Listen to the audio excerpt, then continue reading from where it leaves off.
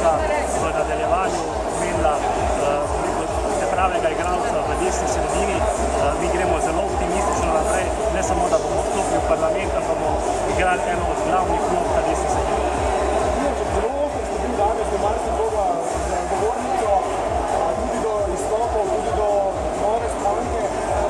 Govorili pa ste tudi o tem, da se kaže zdaj zaključuje to turbulentno obdobje za stranko, pa se res nekaj se sliši, da celo celi občinski odbori razmišljajo o nekem kolektivnem izstopi. No, gledajte, mi imamo do tega trenutka 15 izstopov. Če pogledate ta prostor, koliko je ljudi, pomeni to, da je to niti v promili ne moremo govoriti. Jaz sem prepričan, da je Slovenska ljudska stranka bila sposobna in je naredila tisto očiščenje, ki ga potrebuje. Zato mi smo vedno povedali, da znamo tudi kako napako iz preteklosti, se znamo posud s pepelom, zato da seveda dobimo ponovno zaupanje volivk in volivcev. In Slovenska ljudska stranka je stranka krščanske demokracije, stranka, ki jo Slovenija potrebuje, predvsem tudi kot zagovornico podeželja, kot zagovornico lokalnih interesov in prav gotovo postaja Slovenska ljudska stranka zdaj po očiščenju pomemben igralec na desnem političnem prostoru.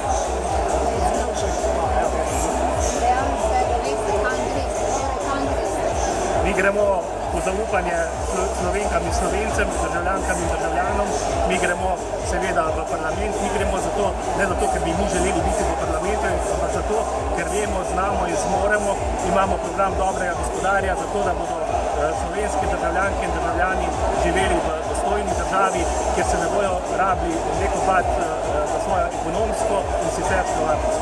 Kaj pravite na to, na zahtevo sina gospoda Franca Zagožna, da naj stranka ne uporablja več njegovega imena? To je seveda predlog oziroma njegova zahteva. Jaz nimam nobenega problema, da tudi to njegovo voljo spoštujemo. Je pa res, da določena zgodovinska dejstva, ko se bo zdaj pa kje navajalo, pa mislim, da je tudi korektno, da se to tudi uporabi. Ampak, gledajte, jaz obljubljam, če je zahteva sina, da bomo to seveda v stranki spoštovali. Tožbo proti Kanglerju ste že sprožili zaradi imena stranke? Tožba je vložena zoper odločbo ministrstva na upravno sodišče in čakamo na razplet. Zdaj govorite z gospodom Baranom? V zadnjem času nisva govorila, smo pa govorila kdaj v preteklosti. Ja, on veliko pravi, da se pač Rusija to vse dobre sile usmerja tudi na Ni naravna pot.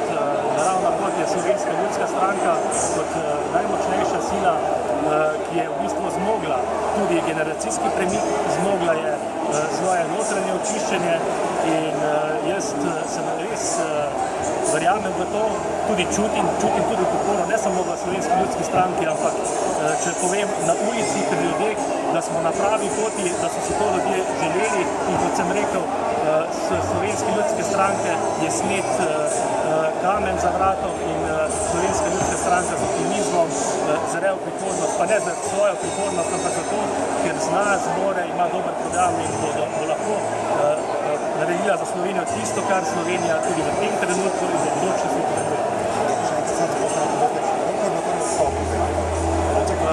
15 odstopov, kar pomeni glede na tole množico, ko jo vidite, niti kak promil ne, Slovenska ljudska stranka je močna in je povezana in